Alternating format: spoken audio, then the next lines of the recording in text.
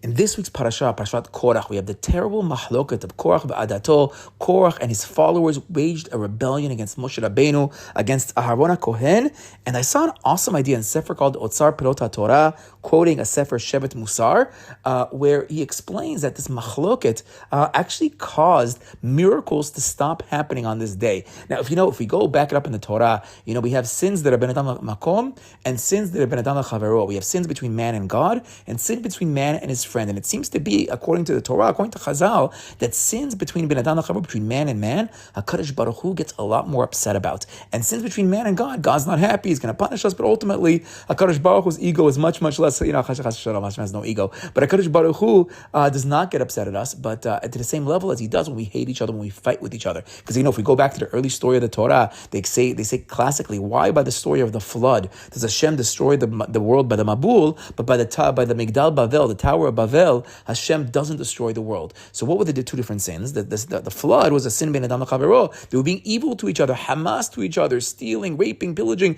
It was a terrible, terrible society. So in that society where ben adam Lechavero was terrible, so there HaKadosh Baruch Hu destroys the society. But in the story of the Dora Palaga, the story of the Tower of Bavel, that generation, the sin was ben adam makom. They were trying to wage war against God. But between each other, they had achdut. When you have unity, when you love each other, HaKadosh Baruch Hu says, okay, I'll punish you, we'll separate you, we'll disperse you, but Hashem doesn't destroy them. So says the Shevet Musar on our parasha, he says as follows, based on a chazal. I saw in the footnotes here we don't have this chazal, but it says as follows: Teda.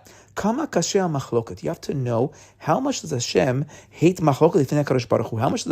How difficult is machloket in the eyes of God? Because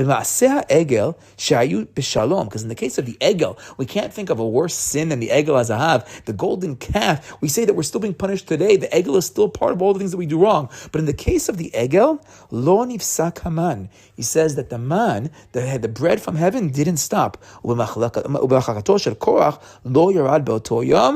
In the Machloket of Korah against Moshe ben adam Lechavero, here the man stopped. So the Shevet Musar quotes a chazal, which again we don't have this chazal, but apparently he had a chazal that said, he had a midrash that said that Hashem stopped the man because we hated each other. So I saw in the footnote in the Otzar Perot HaTorah, so he says that they wanted that they, even though we don't have the midrash, maybe there's a remez from the pasuk in our parasha, because Moshe, when he's challenging Korah, stop the rebellion. What are you doing? He says, Boker veyoda Hashem et asher lo. He says, when he was challenging, who's going to be the real Kohen Gadol, me or Aharon? We're going to do this challenge, this test. So he says, tomorrow in the morning, we're going to see who HaKadosh Baruch Hu picks. But if you look at the language, Boker veyoda Hashem et asher lo, literally, the morning Hashem will know what is his. So he says, what do we know about the man? He says, the man would land, would come down every single Boker, every single morning. So he says, read the pasuk very, very literally. In the morning, we're going to see what's really HaKadosh Baruch Hu, because HaKadosh Baruch Hu didn't let the man go down that day because there was a Machloket. And that was a statement min Hashemayim that Hashem was angry with the Machloket. And he quotes one last idea in the Sefer Perot Torah. He quotes the Midrash Talpiot in the Shla Kadosh that says,